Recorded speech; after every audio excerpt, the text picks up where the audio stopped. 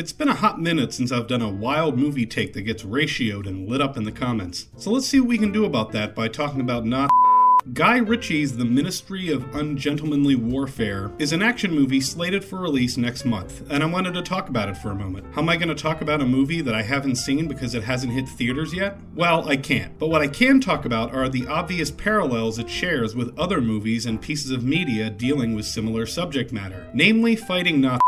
Because, let's face it, this action movie about a group of rogues and undesirables going off to fight Nazis seems to just be a British version of Inglourious Basterds, complete with British actors and a British director known for slick, violent action intercut with witty remarks. And the part I find fascinating about them is, well, how they treat the villainization of Nazis.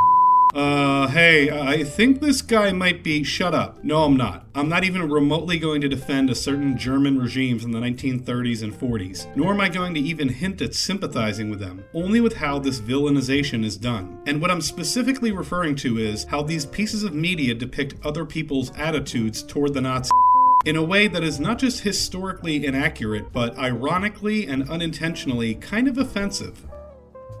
Defeating and killing Nazis in all manner of storytelling has been around for as long as they haven't. Artists and authors were writing tales and singing songs of their failure and demise before the remaining remnants of the regime could even be unceremoniously hung or given prestigious positions at NASA. And this has remained a cultural constant in the subsequent 3/4 of a century, from Indiana Jones and Hellboy to Wolfenstein and the Blues Brothers. Even while other similarly malign groups like Russian communists and Muslim terrorists have come and gone in the zeitgeist of villainy, Nazis have remained a constant punching bag in fiction. And hey, alright, sure, fine, have at it. Kill fictionalized Nazis to your heart's content. But before you do, I need you to consider one thing: the actual historical attitudes of the time. Because despite what recent pieces of media about killing Nazis would have you believe, Americans in the 1940s were not sitting around wringing their hands at Nazi Germany as a paragon for all that is evil, or at least not in the context of any modern progressive ideals about inequality. When it came to Germany's atrocities, the overwhelming majority of people either didn't know about them or didn't care. In fact, the sole reason anybody in America cared about defeating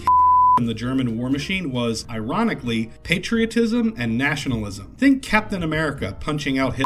But recent endeavors in World War II era killing entertainment seem to want to have their cake and eat it too. They want to retain the anti-Nazi sentiments of the time, but replace the astronomical levels of patriotism and nationalism with a current year, 80 years worth of hindsight revisionism. And for good reason too, because if you're not revenge fantasy strays too close to historical accuracy, it invariably wanders into some pretty unsavory waters. Because it wasn't just blinding nationalism that fueled the United States and England's war efforts, there was also colonialism. Guy Ritchie's upcoming movie is based on Operation Postmaster, an endeavor by England that was as much about defeating the Nazis as it was defending the British Empire's colonial foothold in West Africa. And in the US, it's kind of hard to talk about there being anti-German sentiment without including the massive elephant in the room, anti-Japanese sentiment. Following the bombing of Pearl Harbor and America's entry into the war, Japanese, German, and Italian Americans were rounded up, interred, arrested, or even deported. So essentially the exact sort of sentiment that produced at the time also produced this. If you want to create a historical revenge fantasy set in the 1940s about killing history's greatest villains, that's fine. But when your stories are driven by fictitious popular sentiments and motivations, you are invariably painting over the ones that were very real, very ugly, and led to a lot of suffering and misery. History is not a buffet from which you can take the elements you want and rewrite them to shape your viewpoint, because whatever you create from that practice is a commentary on what really happened, whether you want it to be or not.